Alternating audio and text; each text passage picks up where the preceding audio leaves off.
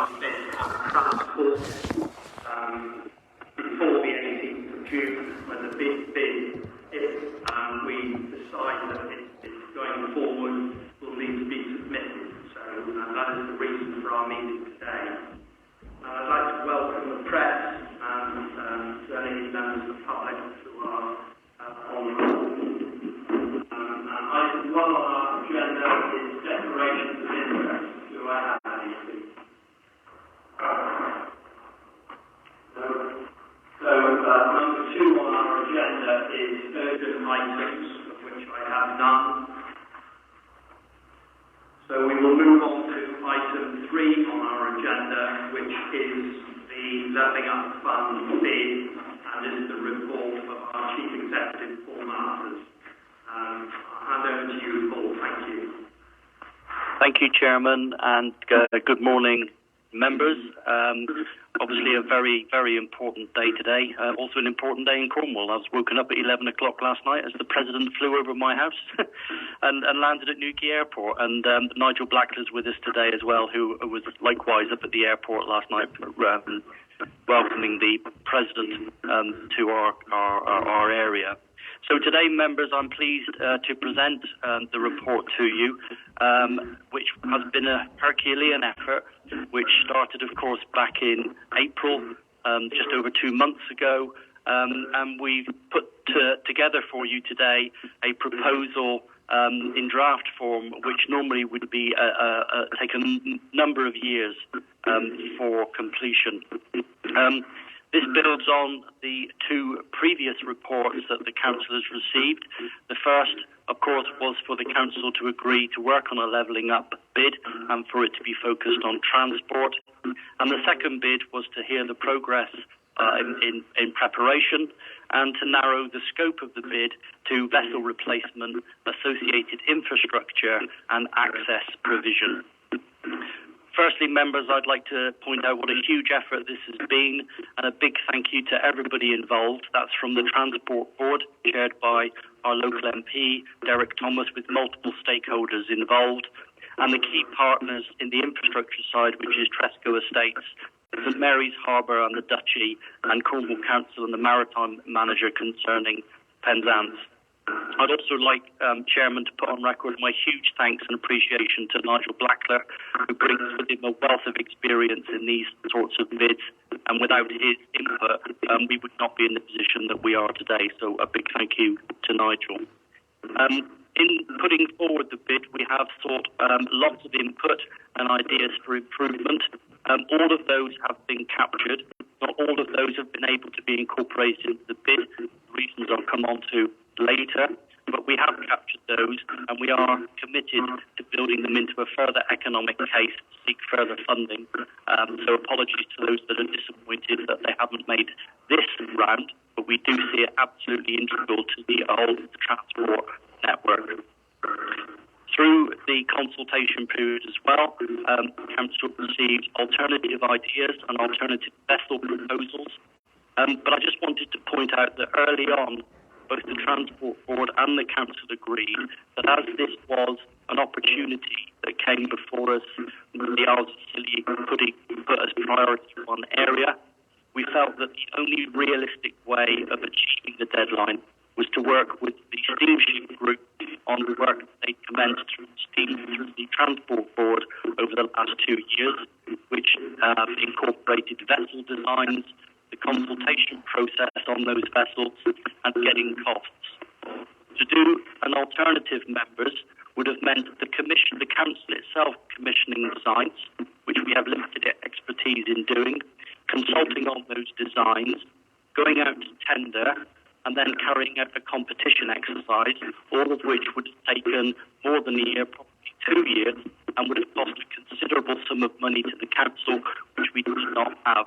And therefore an alternative provision was never possible by the 8th of June, and that's why we had to work with the steamship company, which was simply the view of the Transport Board.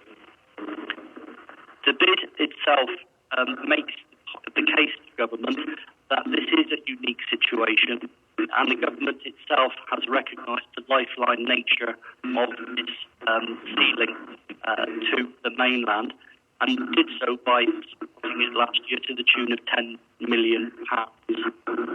The report also makes clear that due to the input from Nigel and our consultants, that we see that by the year 2025-26, with further maritime inspections of the Solonian, we expect there to be increasing costs and are completely convinced that the harm that might ensue to the economy of the islands would lead to a spiral of decline. And that's why we are so keen to take this opportunity to get this new vessel bid in and do all we can to get a reliable, robust, modern service for the islands.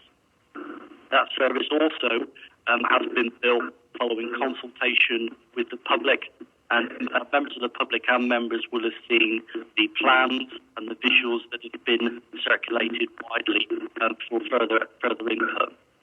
You will have also seen in those plans that the new vessels take into account the views of users and the community, increased speed, increased comfort, anti-roll technology, better accessibility for people with limited mobility, and increased freight reliability, all of which is a real issue.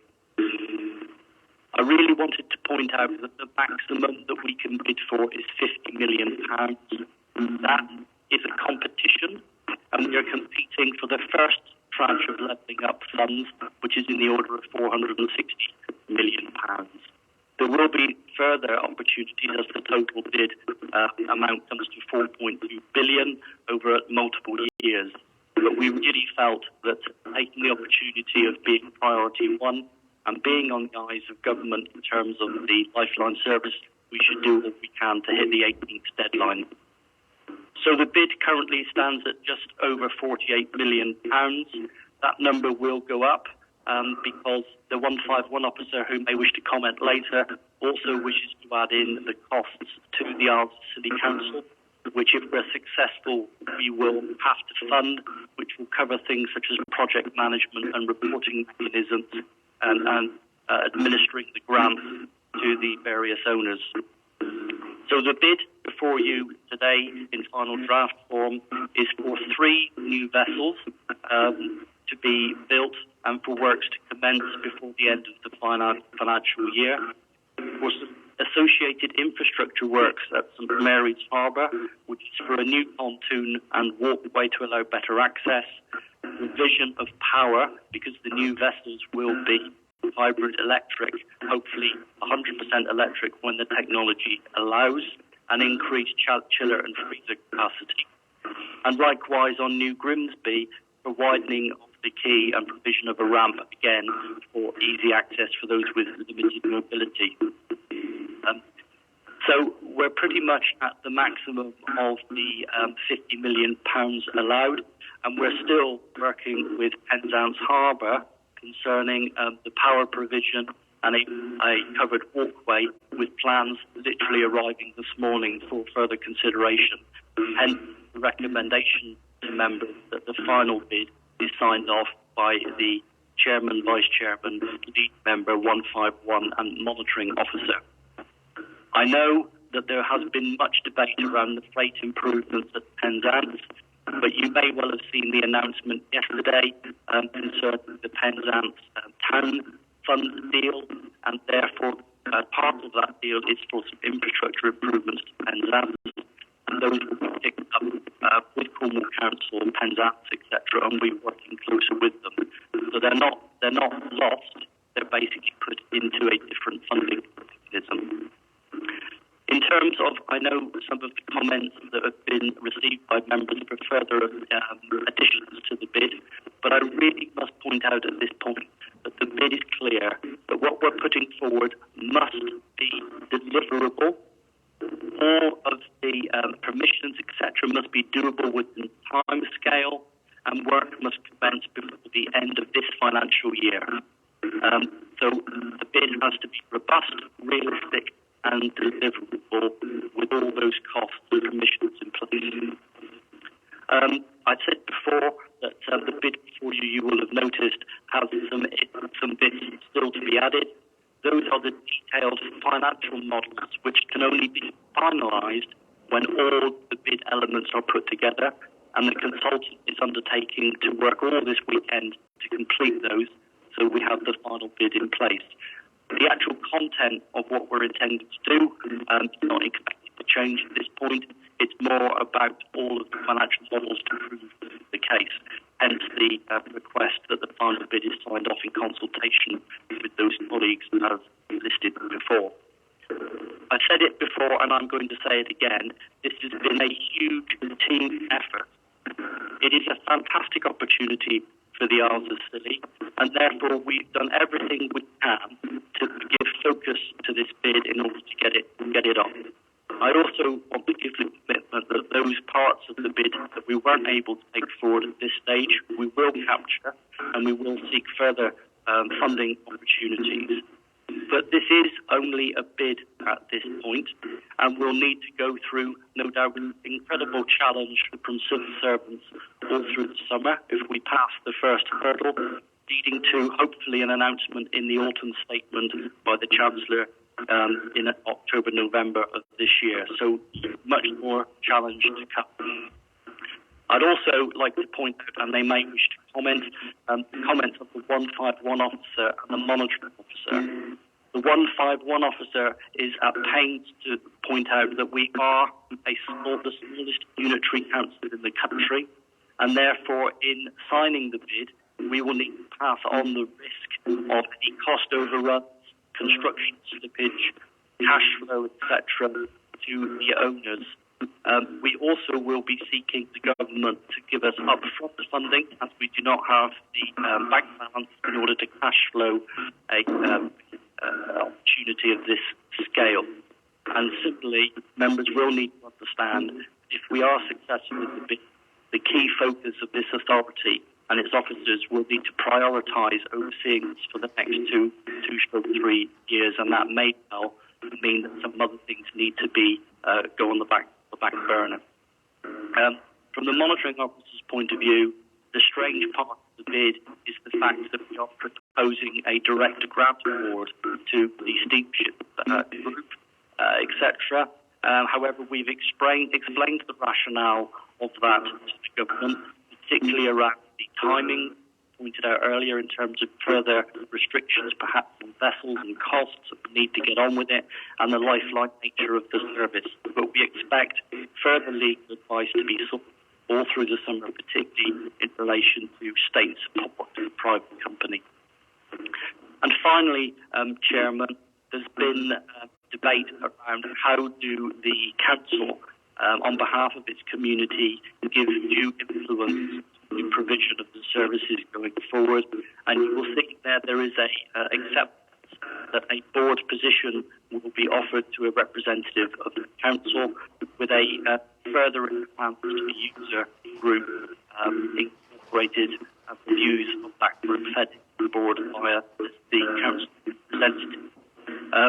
There will also be legal agreements stipulating such things as what happens to the ship should anything happen to the company and the level of service, etc., to be provided. So there are guarantees in terms of what we get for the public purse. Alongside that also, there are some wider community asks appended in one of the appendices for such things as apprenticeships, graduate trainee programs, commitment to the company to monitoring and reducing its carbon footprint, and information on our beautiful landscape to visitors, encouraging them to give financial support, maintenance and improvement. And lastly, I'd like to give a thanks to all of the letters of support that we've received from our key partners, showing the overwhelming support to the Islands Council and the Transport Board and the community in order to take this opportunity to try and seek a replacement vessel programme with accessibility for travellers as a first step to a fully modern service to the islands. Thank you, Chairman. Thank you very much, Paul. Russell, 151 officer, would you like to add anything, please? Thank you, Chair. I think Paul has covered a lot of what I would say, but I would just like to further it, speak on the elements of risk. I've set out in the paper that the council will need to act as a accountable body Now, obviously, being the accountable body is not just an administrative process, it's put in place, and government tend to look to public organisations such as local councils to be accountable bodies to ensure that the public purse or public funds are properly administered, value for money is obtained, procurement and financial regulations are adhered to. So it does come with a serious set of conditions that we will need to adhere to and ensure that the money is properly managed. Normally, I would say that if we were, as a council, looking to be an accountable body for a programme of this size, as Paul has already iterated, it is completely out of size and scope with the council and the size of our financial resources in both terms of our annual revenue budget and level of reserves we hold. But obviously, this is an exceptional case, but to ensure that we try and mitigate the risk as much as possible for the council, we will be looking to try and pass on as much of the risk as possible to the other partners, the asset owners, as we set out in the report. But obviously, as members are aware, it is impossible to get rid of and mitigate all risks. So there will always be a residual risk that the council is facing, and with a project of £50 million, and we need to make you aware that that is a very, very significant sized project. We will obviously ensure that we put in sufficient resources, which is why I've identified that we need to put in a cost of somewhere between 1% to 2% to administer this project, to ensure that we have sufficient resource that will help mitigate the risk to the council and to deliver our accountable body role to the satisfaction of the government. But I think that we will have used an awful lot of our risk on this project is in place and is being delivered. I want to just draw the attention, as Paul said earlier, that it may mean that other projects which have an element of high risk, we may put on the back burner because the cumulative risk is too great running alongside this project at the same time. I think that's all I have to say, Chair. Thank you very much, Russell. Nigel, the Strategic Director from Cornwall Council, would you like to add anything before members ask questions, please? Thank you, Chair, and good morning, members. I think the key points were covered by the Chief Executive in his introduction earlier. The only point I would like to add to that is if the Council of the Isles of Scilly are supportive of the bid and approve it going forward today, that will see the bid submitted on or by the 18th of June, which is the deadline set by government. We just want to add that the submission of that bid then is not a point at which we then sit back and wait and see what the government's decision is going to be later in the year. But that submission of that bid marks us moving into another stage then, where we would work very closely with the government, steamship company and other partners who've come together to form this bid, to continue and to develop the proposals throughout the summer, so that by the time we get to September, we will be in a position then of having firm prices back from shipyards to build these vessels, so we have confidence on the price and are confident in terms of the programme for building those vessels, so we can make sure that the government have that information when they take a decision. And we will continue to work on all the supporting elements which the Chief Executive has outlined to you in terms of those key measures which are required to make sure that these vessels can operate efficiently between all the different points that they connect in terms of the transport system, and that we achieve all our aims in terms of accessibility. And those measures are also fully developed and understood, so that we get to the end of the summer with this bid, but it would be developed much further, and we would have more confidence on all aspects of it: vessels, infrastructure improvements, accessibility improvements, so that when the government come to make a final decision on our bid, it is on the basis that all these costs are understood clearly, and we hope at that point that recommendations will be able to be put before ministers to support our proposal. One of the issues around submitting in this first tranche of the Levelling Up Fund is that the scheme promoters need to be in a position to start actually spending on their respective schemes in this current financial year. We're confident we can do that. We meet that requirement. So we want to put our bid in the best possible position we can. So I just wanted to advise members that this is not the end of the process, but very much as far as we see it, the beginning, and that we will continue to support this process and support you, Councillor of the Isles of Scilly, from Cornwall Council, to take this bid forward over the summer. Thank you very much, Chair. Thank you very much, Nigel. Our monitoring officer, Stephen, would like to come in now. Thank you, Chairman. Just for the sake of completeness, report has set out a number of the different options that we did consider in formulating this bid. One of them, of course, was the role of the line. And if you look at page 173 of your report, the reasons for not pursuing that at this stage have been set out. So as the Chief Executive said, it has been cancelled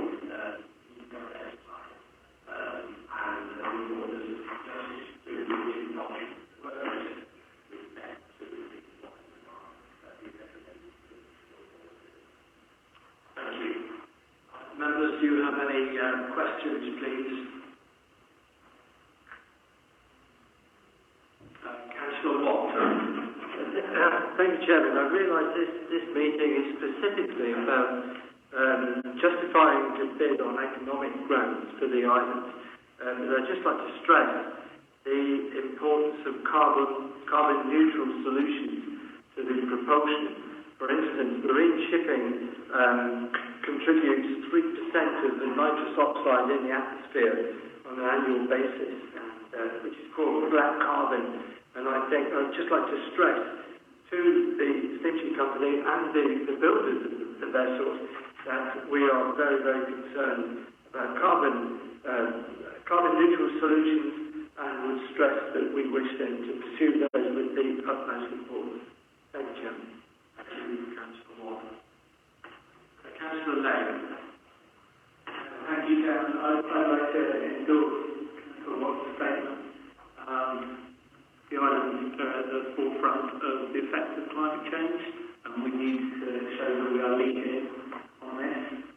We need to present ourselves as a way forward and prepared to accept the cost of transitioning to a low carbon transport network, because if we don't, who will? Thank you very much. Councillor Barnsley. I'd like to agree with Councillor Watt and Councillor Legg, but I'd also like to say that primarily this bid is for 3 new boats and harbour accessibility improvements, and at this time that's all we should be looking at, I think, to get this bid going forward. Thank you. Thank you. Councillor Sims. Just with reference to Councillor Watt's comments and Councillor Legg, there's not a great deal in the bid about renewables, I don't think. But however, there is one very, very important sentence. The project delivers energy efficient vessels with zero emission propulsion capability. Now that's, in a way, you could add that out into 3 pages, but that's all you need, really. That the vessels will be possibly, in the fullness of time, 100% run on renewables, and also would say the Transport Board has been very focused on it, and the Council are very focused on it, the steamship company are very focused on it, and I'm sure, very, very sure that the Department for Transport will be very focused on it. So I think we can be fairly confident that the vessels we get will, in the fullness in time, run on 100% renewables. But the technology is simply not there at the moment to enable this. Thank you.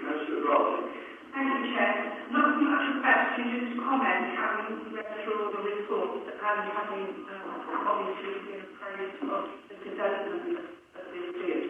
And just to note again that there will be a lot more work as we go forward on accountability, and there will be more input, especially from the business community and hopefully from the Island community as well, especially around areas of friends, which is obviously not appropriate for this morning, but just to recognise that it will be part of ongoing work with all team members. Thank you. Thank you, Councillor Marcus. I've got a couple of questions. I think this one's for Nigel first. What's the likelihood of the bid being successful? How many other areas have got Tier 1 status? Chair, are you happy for me to come back on that point? Yes, please, Nigel. Unfortunately, Councillor Marcus, I can't say off the top of my head how many other areas have got Tier 1 status, but we can certainly go away and check that for you and respond back so that information can be circulated to members. Quite clearly, Tier 1 status that you at the Council of the Isles of Scilly have puts you in a good position to submit this bid. Is not in Tier 1, it's Tier 2. In terms of the likelihood of success, this is a competitive process, and the government has set aside a sum of money to fund the Tranche 1 bid. So we are in a competitive process, which is why we'll need to make sure we do all we can to make our bid as attractive as possible to government in terms of the benefits that it delivers, not just economically, but socially, for the Council for the Isles of Scilly. And we're very mindful of that in putting together a good case and also a project which is deliverable, which I think is going to be one of the key tests.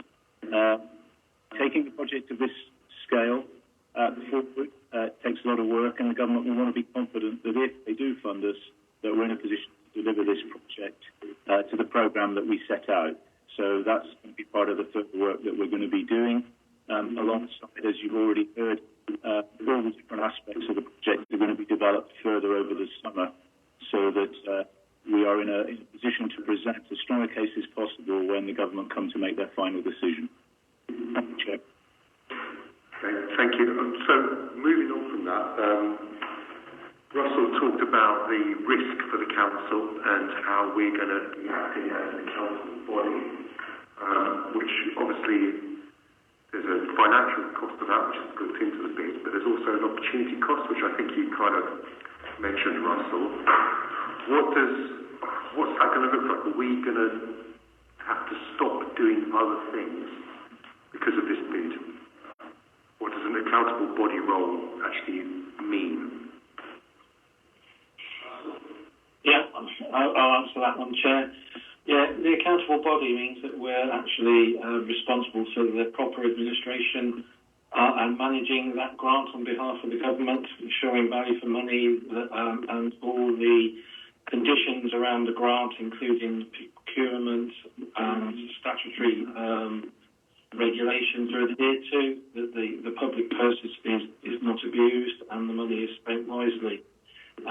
What does that mean in some ways? In terms of potential, we will pass on claims to the government. We may become liable for any costs that they feel are disallowable, that aren't within the conditions, stuff that may not be procured correctly, stuff that is outside the scope of the original project. There are clawbacks if right processes aren't carried out in spending, and the accountable body is ultimately responsible for all those. So we could end up paying out more money to the partners than we can get back from central government. We will try and mitigate that by having what you call back-to-back agreements in place with our partners, that if they do something incorrectly which causes a clawback to the council, we would be looking to get that clawback from them. But as I said in the report, however well you put these sorts of arrangements in place, it's highly unlikely you will ever mitigate every risk. There and the council has to accept that there is still going to be a residual risk. If we have the right people and we build in the right cost at the beginning, which does look rather high when you see £500,000 to £1 million, but bear in mind we will need the right resources, not just the sort of people that will do claims and administer it. We will probably need to buy in expertise to check that value for money is being obtained and the right processes are being followed. But if we do that, again, it will help mitigate it. But, you know, being an accountable body does come with an element of risk that you have to be aware of. We'll try and manage that as best we can. But depending on the timing of the project, depending on how well that project, this project is going at a certain time, if we then have another project come up during the delivery of this project, maybe in 2 years' time, 18 months' time, which is a high-risk project. It's something to do maybe with renewables, and maybe it's something that is a lot of innovation. We'd have to sit and say, hold on, we've got a lot of risk on the table at the moment with this project. We need this project to get further on the line. We need it to de-risk slightly, get further developed, delivered before we can take on further risks. Doesn't mean that we'll be stopping everything.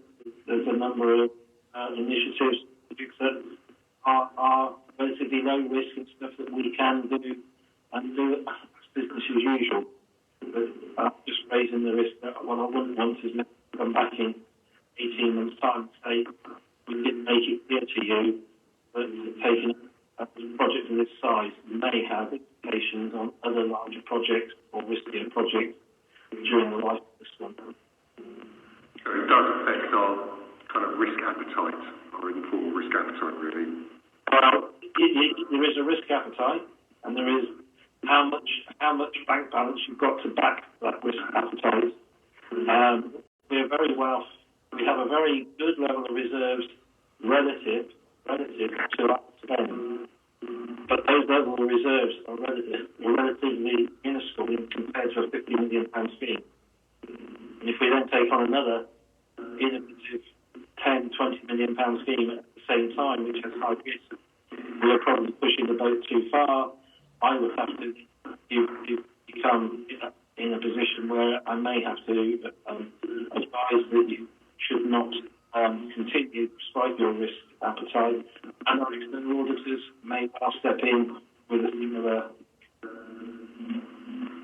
Okay, thank you. And then the last thing is the thing that I'm kind of most interested in, community involvement, public input aspect.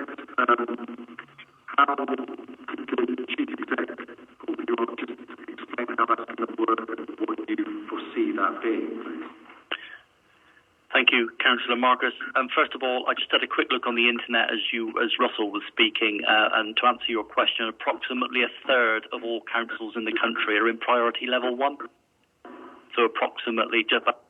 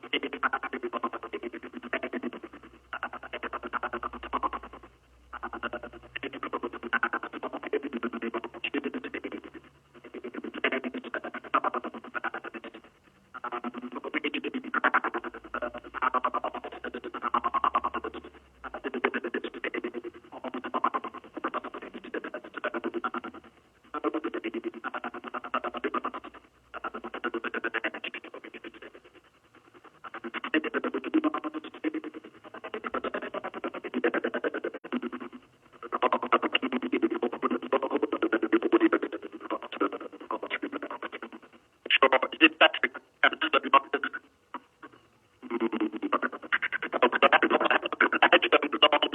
speaking loudly, but I'll carry on. In negotiation with the Steamship Group, we pushed for a formal seat on the board of the company, which has been accepted. I know there's some concern about whether that position will be given enough voice to properly represent the views of users, and we will continue to work on that during the summer. So at the moment, we have the principle of a board position, which of course is not available at the moment, and the steamship companies are committed to working with us to ensure that they are much more responsive alongside us in terms of listening to and responding to the views of the community and users. Alongside that, Nigel mentioned earlier, there will also be safeguards in terms of the operation built into legal agreements concerning routes, etc., and the ownership of the vessel should anything happen to the company. So there will be further legal agreements to be concluded during the summer. Thank you, Paul. Councillor Sims.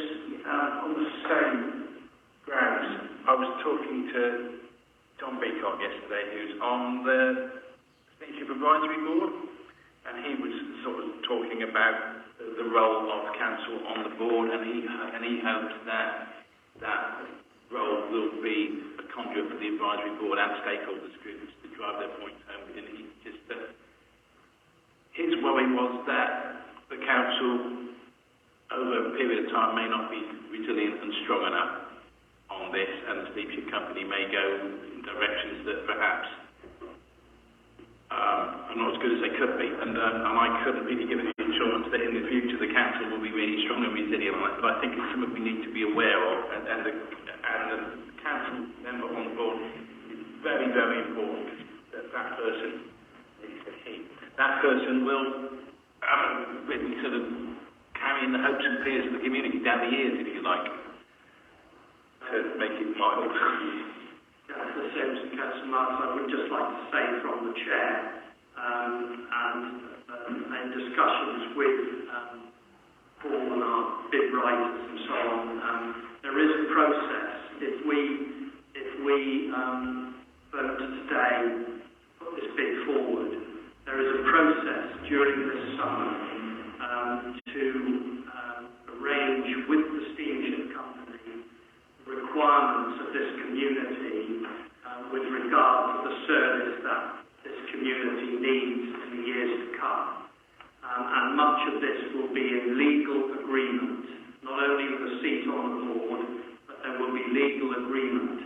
So I'm confident that by the autumn, if we are successful with this bid, that there will be absolute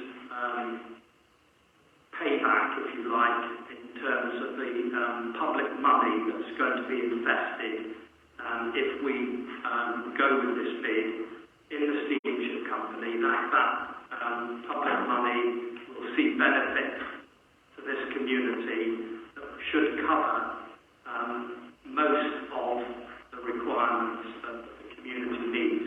Clearly, the company has to be allowed to operate, there is a balance between the successful operation economically of the company and what the community requires.